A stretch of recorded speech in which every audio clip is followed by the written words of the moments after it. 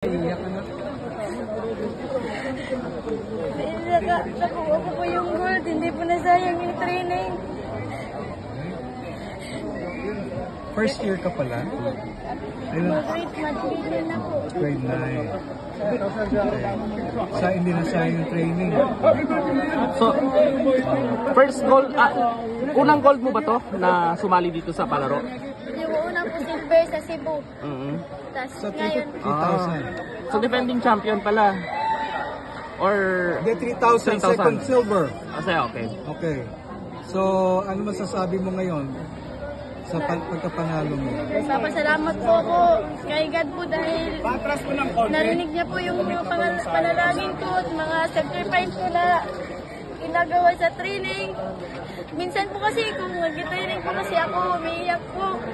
Tapos yung pag-iyak ko po, ginagawa ko na pong motivation po para po makuha yung gintong medalya sa palarong pambansa at pangarap ko po ang Olympic. Para mapatulungan yung pamilya ko. Anong trabaho ng mga parents mo?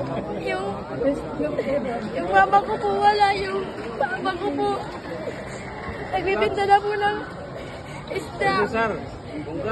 Fish vendor po. Fish vendor sa Tanawan. Sa San Miguel po, naka-enroll po ko sa Tanawan. Tapos paano ka napasok sa running? Yung una po, swimming po ako, tapos ipinalipat po ko sa athletics. Dahil sabi po ng coach ng swimming ko, baka doon ka mag-improve sa athletics po. Pinatrain na po ako, maliit pa lang po ako noon. Mga grade 6, tapos hindi po ako nakapalaro dahil nadikip po ako sa PSA ko.